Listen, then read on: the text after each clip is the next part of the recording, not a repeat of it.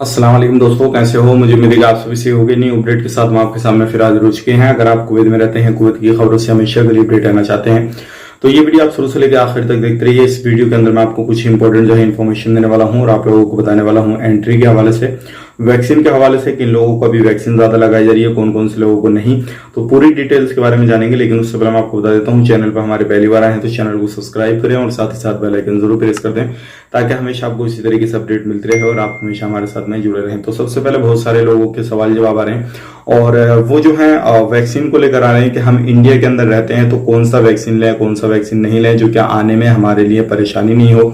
तो सबसे पहले मैं आपको बता देता हूं, जो WHO की तरफ से अप्रूवल मिला हुआ है और जो कुवैत गवर्नमेंट या फिर सऊदी गवर्नमेंट या किसी भी यूरोप कंट्री में या गल्फ कंट्री में जिस कंट्री में आप जाएंगे तो कोविशील्ड जो वैक्सीन है वो आप लीजिए।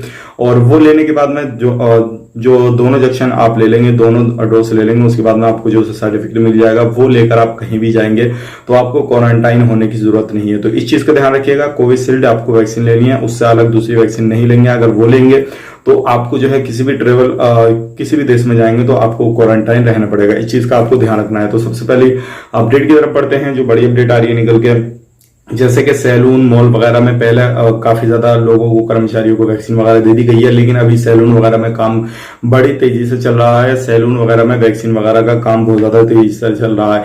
लेकिन अब बात कर लेते हैं, जो लोग एंट्री करेंगे अगर उनको वैक्सीन नहीं लगी है तो वो लोग एंट्री कर पाएंगे या नहीं कर पाएंगे? तो बिल्कुल एंट्री कर पाएंगे। जिन कंट्रियों को इजाजत दे रखी है, सबसे पहली चीज उनको PCR जो है अपना रिपोर्ट देनी होगी। उसके बाद में जो है कुवैत मुसाफिर एप्लीकेशन जो है उसको अंदर जो पूरा अपना बायोडाटा डालना, सबमिट करना होगा और उसके बाद में वहां पे आपको 14 दिन का क्वारंटाइन रहना होगा, जिसमें कि 7 दिन होटल क्वारंटाइन रहना होगा, 7 दिन आपको होम क्वारंटाइन रहना होगा। 7 दिन के बाद में आपको PCR रिपोर्ट और निकालनी होगी और वो आपको निगेटिव जो है PCR रिपोर्ट निकालनी होगी। तो इस तरीके से आपको पूरी तरीके से अपना जो है 15 दिन यानी कि 14 दिन आपको क्वारंटाइन रहेंगे। उसके बाद में आपका जो रिपोर्ट आएगा वो निगेटिव आता है तो आप अपने काम काज पे वापसी कर सकते हैं।